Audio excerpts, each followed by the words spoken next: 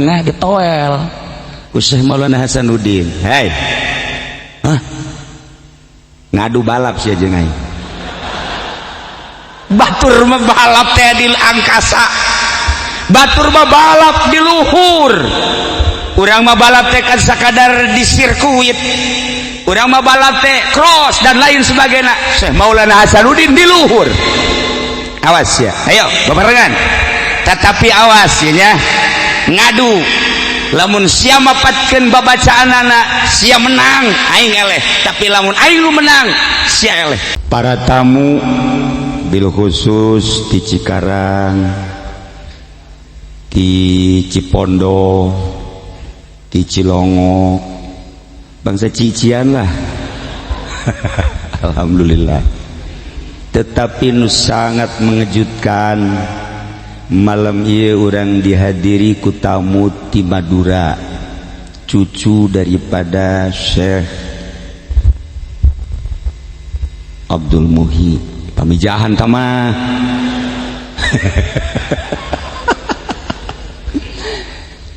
Jadi ti Madura mah Syekh Khalil Bangkalan tamah. Atuh eta kakarak digitukeun we kaget. Syekh Khalil Bangkalan alhamdulillah hadir di tengah-tengah urang. Ulah hayang neuleu nu mana ulah hayang. Sebab beda jenis. Beda jenis, besi bogoh bahaya. Kemudian Habib Cocoan,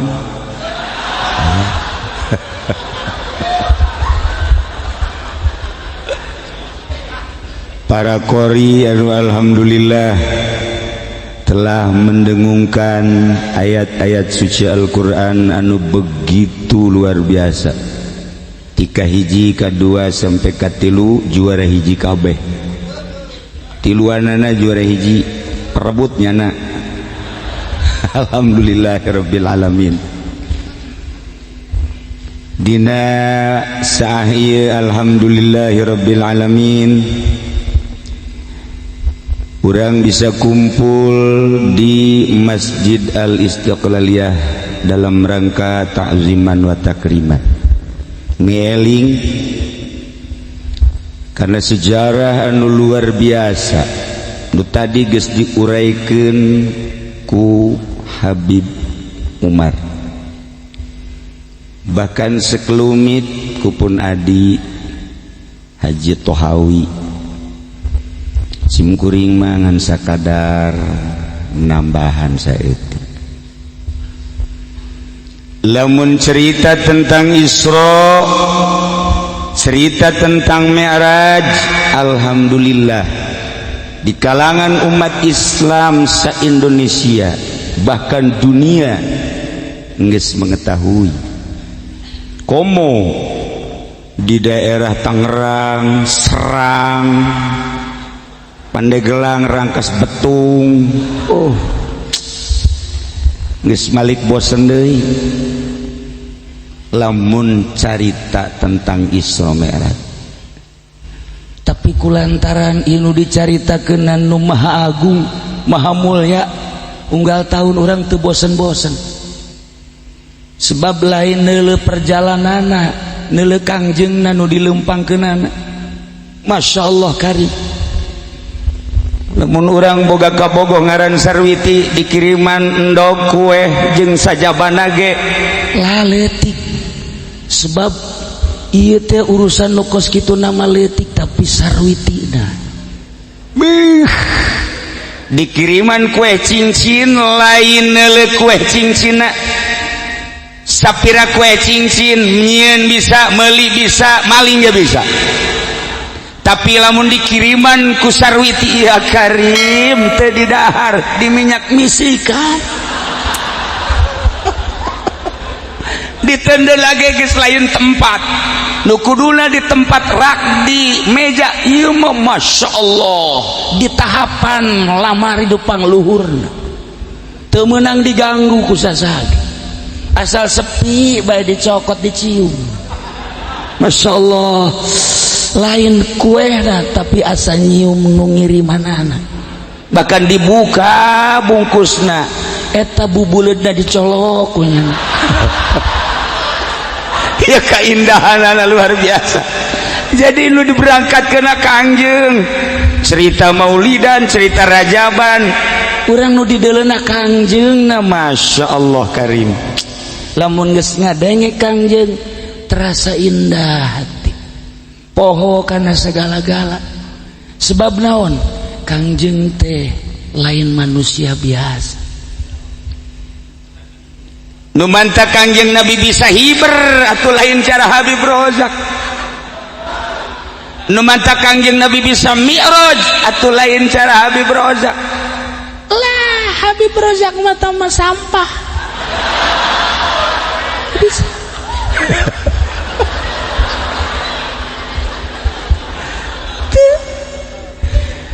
Maka di tengah-tengah peuting ieu simkuring endek nambahan tina materi-materi cerita nu tadi, endek nambahan saeutik.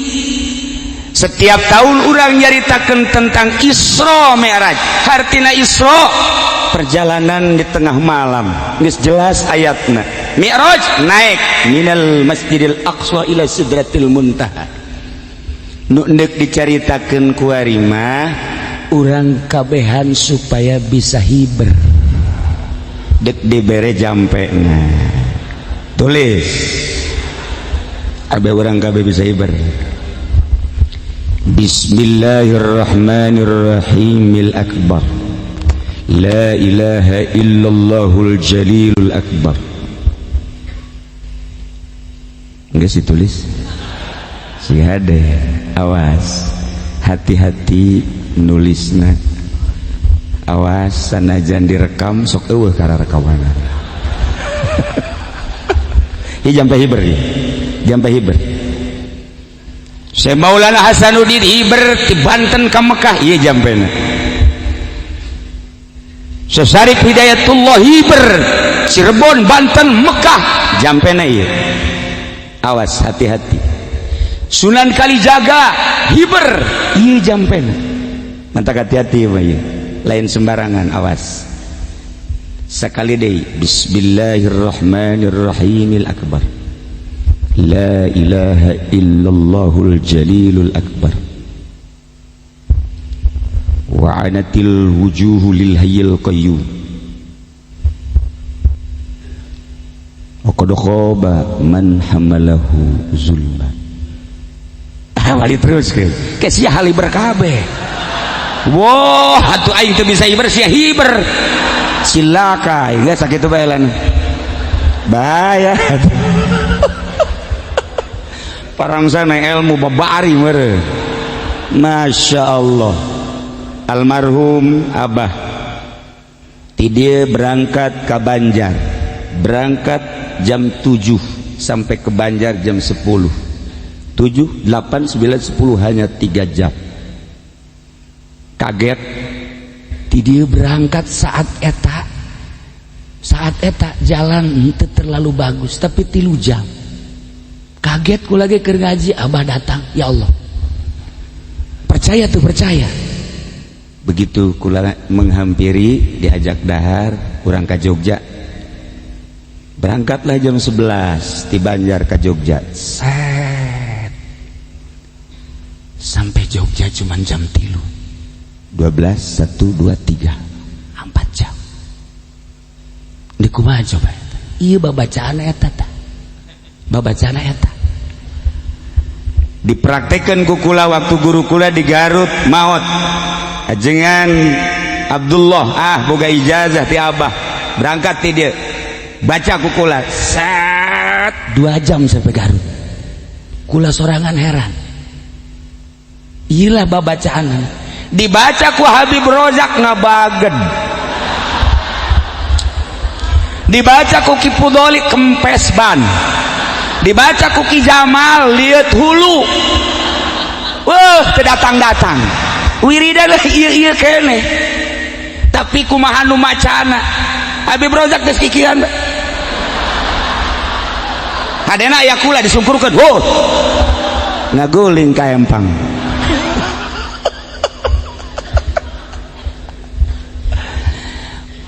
Iya kok Kangjeng Nabi bisa hiber, wali-wali bisa hiber. Masya Allah, lamun urang nyaritakeun Syekh Mansuruddin di Mekah napak sancang set datang ke Banten. Lamun Syekh Abdul Muhyi Pamijahan di Mekah set datanglah ke Tasikmalaya. Geus puguh para wali-wali sangat. Syekh Khalil Bangkalan bisa hiber. Pernah Habib Rozak hiber ka tembak ceh.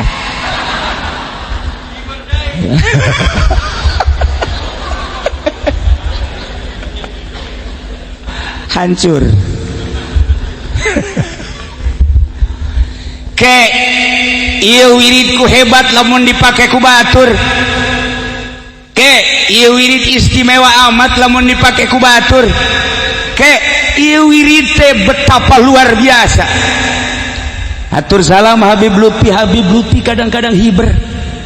Habib Lutfi Gus Dur kadang-kadang hiber. Kan tilok bebeja. Habib Rozak mah endek nage geus bebeja. Gua terbang nih ya. Amanya duk enduk hiber bebeja. Ya Allah, kok mau Haji Pendi mah ya aing dek hiber ya. Ya, gua lagi di atas ya. Sak anaknya mah besok kita bawa ke Grogol ya. Aduh, murid aing gagal kabeh.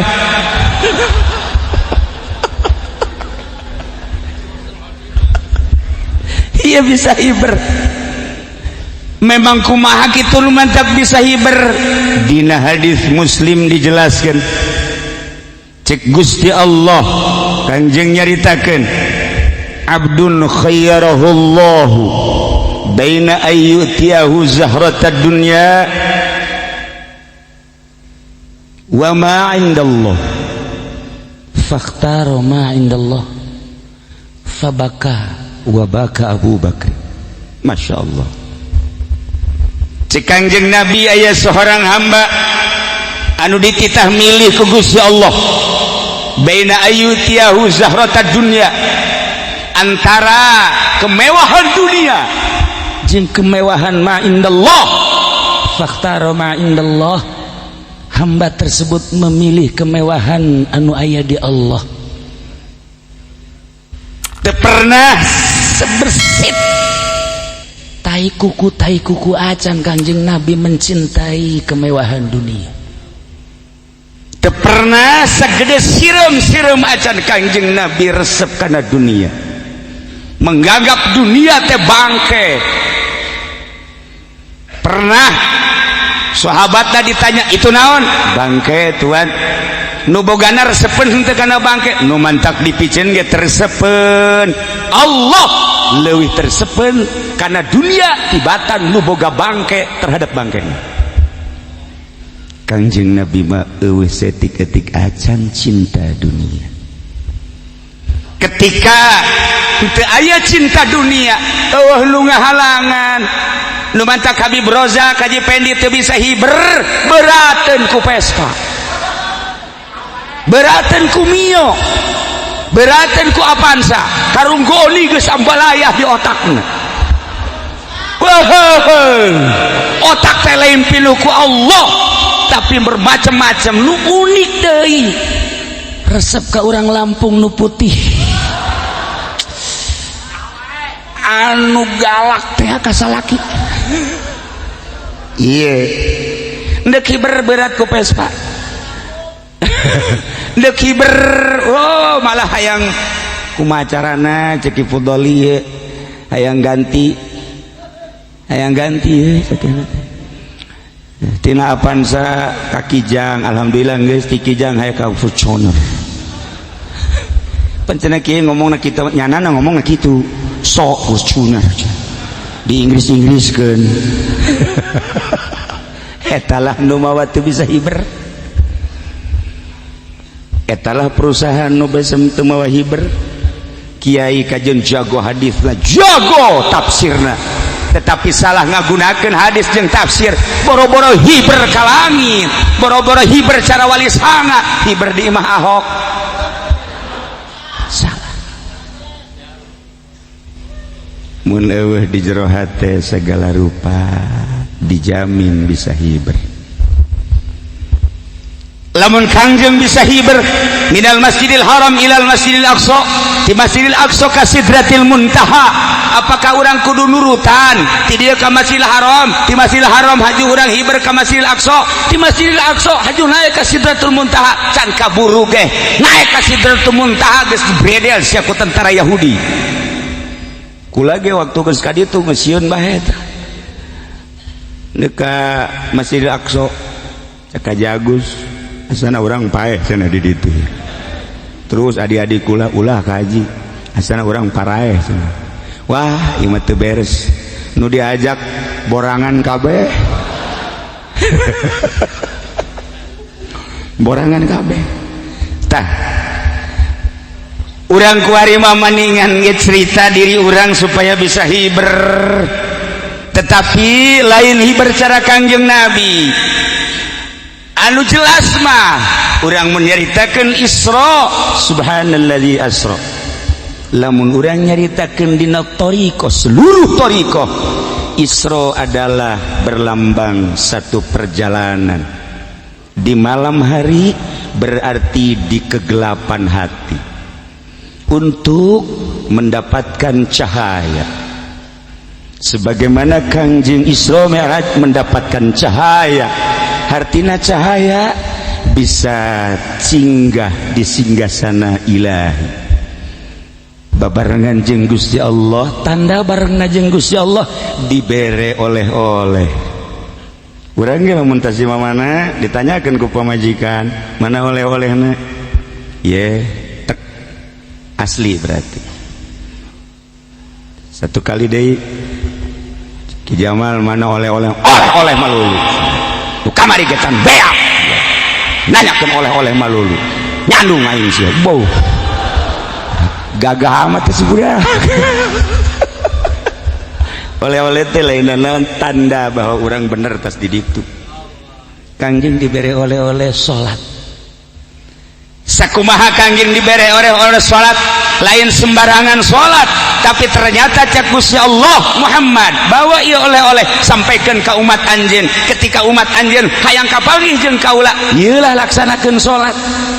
Ketika orang salat bisa kapanggih jeung Allah. Nu mantak teu meunang barang dahar, teu meunang ngomong sembarangan, teu meunang gerak-gerak di luar aturan. Sebab naon? Urang keur kapanggih jeung Allah. Sok geura laksanakeun. Sholli Allahu akbar. Mulai karung aya. Insyaallah. Cak Allah salat segitu. Masa aya karung ayam? Allahu akbar. Jahe cikupa. Ih, cak Gusti Allah nu bau di bawah salat. Nu bau mantepeun di imah. Allahu akbar. Citika dan lain-lain sebagainya. Lain salat cek Gusti Allah kos kitu. Aing moal manggihan.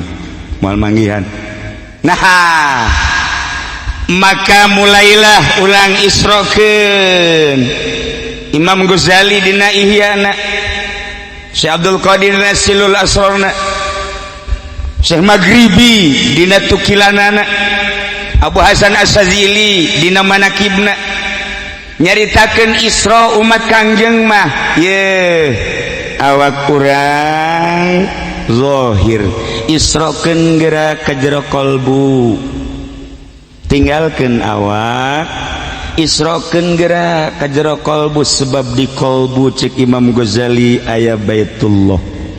Tawafkeun geura diri urang di Baitullah. Di Baitullah aya Allah. Bisa ngaisrokeun awak urang ka kolbu, ti kolbu urang tawaf, sebab didinya aya Allah. Hadirkeun dengan cara tersendiri, urang bakal kapanggih jeung Allah. Ya Karim, indah. lamun tadi Habib Umar nyaritakeun kelazatan ibadah, lamun tadi Habib Umar nyaritakeun keindahan ibadah, neuk bisa lazat jeung indah kumaha lamun qalbuna encan akur jeung qad aflaha man tazakka wa dzakara asma rabbih fa shalla. Bersihan heula, bahagianya kesucian hati yang indah mengingat Allah dalam ibadah. Lamun hati nu suci inget ka Allah ge, tinggal orang introspeksi, aing lobaan inget ka naon sih kalbu aing, sok geura introspeksi urang. Masya Allah karib.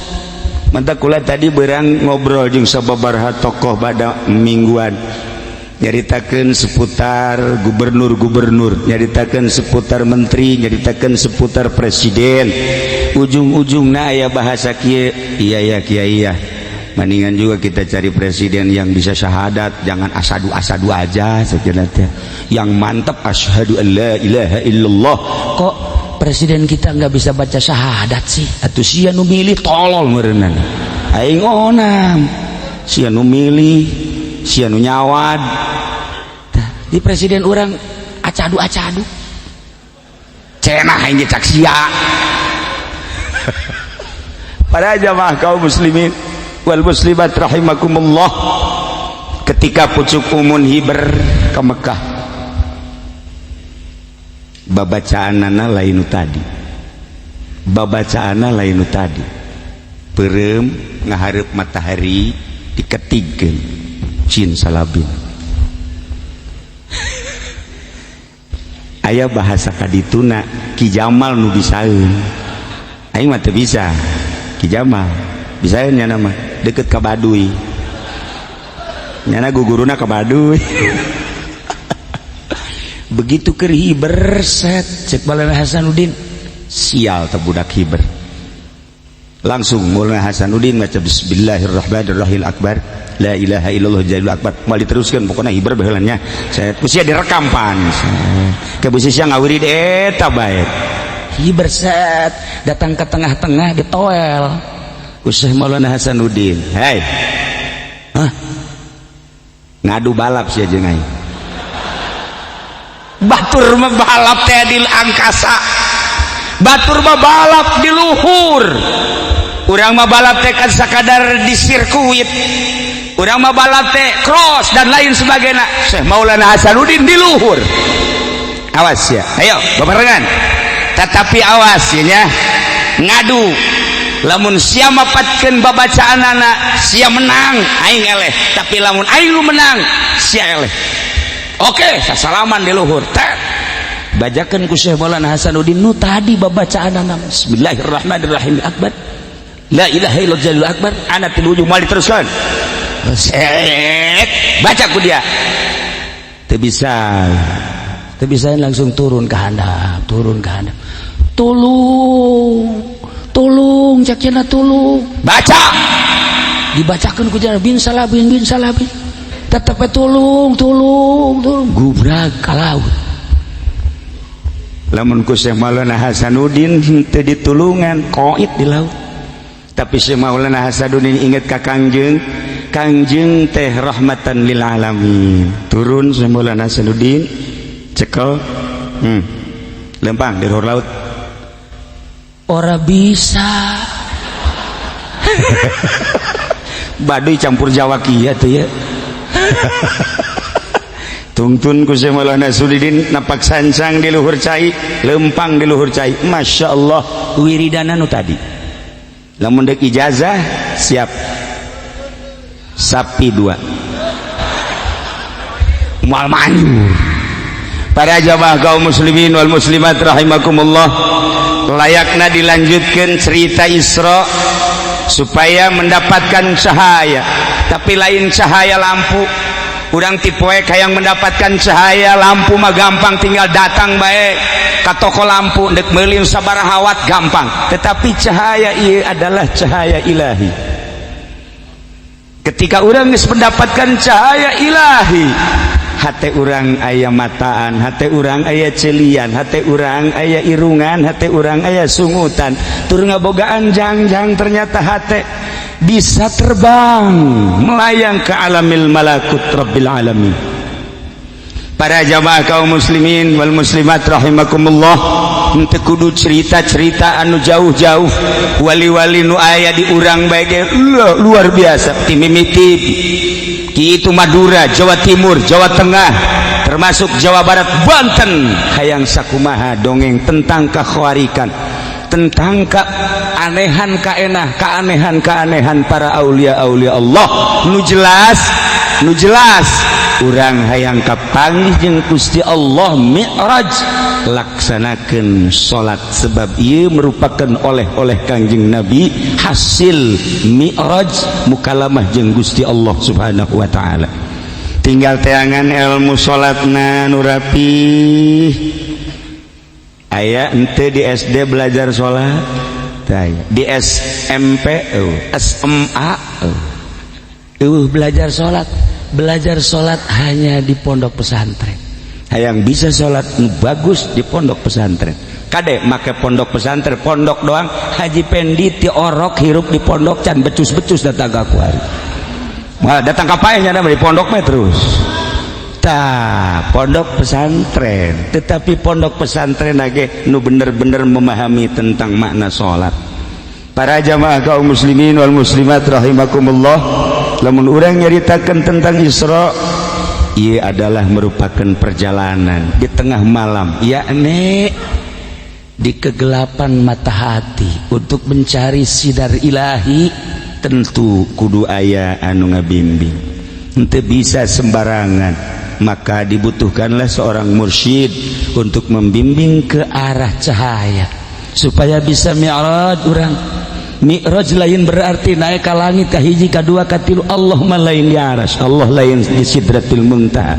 Allah dina Al-Qur'an dijelaskan wa huwa ma'akum aina ma kuntum, urang bareng jeung Allah. Wa huwa aqrabu min hablil warid, Allah leuwih deukeut tibatan urat genggerong. Wa fi anfusikum afala tubsirun, di diri urang coba perhatikeun aya Gusti Allahan, apakah maneh henteu neuleuh mata hati anjeun kabeh. Maka mencari Allah lain kudu naik ke sidratil muntaha, tetapi naikkan diri urang setelah ninggalkan dunia jeung makhluk. Insyaallah urang bisa mendapatkan cahaya. Ketika cahaya eta aya, nikmat kakarake lazat. Iyalah qad aflaha man tazakka, bahagia jelema anu bisa ngajernihkeun ngamurnikeun hate. Tinggal kumaha tuh kiai carana, gampang eueuh nu sulit. Ya Habib Rozak Geri mah geus bisa hibernya geus eta. Aya bangsa 5 meter malah. Aja nabrak tangkal kalapa. La ilaha deui, insyaallah urang teruskeun wiridan nu tadi. Saharunya aya nu katayakan. Minimal ulah waka urang berangkat ke Mekah, ka Banten ulah waka urang beberangkat tamun aya jahe just. Masya Allah, muanya huwan nukolot indah. Cek nukolot tadi aya kok kuari heur kamananya tekebal urang aya deui ka dieu set kuari aya deui jadiana teh isuk kitu deui ke aya deui ke eueuh deui. Pamajikan ge moal nyangka wali ka eta salaki, asana pemaksa laki aing jurig meureun. Asal aing ka wali mah jauh. Kitulah para jamaah kaum muslimin wal muslimat rahimakumullah, mirajkeun diri urang ti jasad urang ka kolbu, isrokeun kitu diri urang ti jasad urang ka kolbu, mirajkeun kolbu urang ka ruh, bakal datang ke sirun min asrillah, didinyalah bakal mendapatkan kelazatan jeung keindahan. Saha contona loba di Indonesia mun dicontoh-contohkeun ngan jelema kos kitu, makin luhur makin lalagaan, makin luhur makin teu katebak, bahkan loba kaciri-kaciri nu salah. Urang lamun nyaritakeun keluhuran Habib Lutfi luar biasa, tetapi kadang-kadang Habib Lutfi nyanyi. Tapi beda jeung ieu nyanyina lain deui. Ieu mah nyanyi ka ditu arahna, ieu mah ka dieu arahna. Habib Lutfi nyanyi, Gus Dur sok nyanyi, mentek ulah kaget lamun kula peuting nyanyi. Lah kaget, boga kula ge nyanyian-nyanyian. Sebab seorang mursyid itu harus lengkap, paham tentang lagu-lagu, paham tentang syair-syair. Aya cerita Imam Syafi'i tentang syair, jago syair Imam Syafi'i. Tapi syair melalui kewalianana cuman waktu ke 12:30 insyaallah iraha deui dicukupkeun sakieu oleh-oleh nabae urang perbaiki di Kangjeng Nabi ialah salat. Ngaler ngidul ngetan ngulon tetap urang salat. Para jamaah kaum muslimin wal muslimat rahimakumullah, perbaiki salat urang, kemudian urang di akhir adalah ngadoa. Allahumma salli wa sallim ala sayyidina Muhammadin fil awwalin wal akhirin wa barik wa sallim wa radiyallahu ta'ala an sadatina ashabi sayyidina Rasulillah ajma'in. Ya Allah ya rabbal alamin, Allahumma ihdina siratal mustaqim, Allahumma ihdina siratal mustaqim, Allahumma ihdina siratal mustaqim, siratal ladzina an'amta 'alaihim minan nabiyyin was-siddiqin wasyuhada'i was-salihin wa hasuna ulaika rafiqa, dzalikal fadlu minallahi wa kafa billahi 'alima. Para jamaah kaum muslimin wal muslimat rahimakumullah, panitia membisiki kula seberapa tepati hafal sehubungan keur ngabangun saha anu hayang milu melalui kapal ieu urang babarengan maca sholawat. Kotakna siapkeun. Salatullah salamullah ala Rasulillah, salatullah salamullah ala yasin habibillah, tawassalna bismillah wa biladi Rasulillah wa kulli mujahidin lillah bi alil badri ya Allah ilahi salimil ummah minal afati niqma wa min ammi wa min humma bi alil badri ya Allah, salatullah salamullah ala Rasulillah, salatullah salamullah ala yasin habibillah, tawassalna bismillah wa bi hadi Rasulillah wa kulli mujahidin lillah bi alil badri ya Allah, salatullah salamullah ala Rasulillah, salatullah salamullah ala yasin habibillah, ilahi salimil ummah minal afati wa niqma wa min ammi wa min umma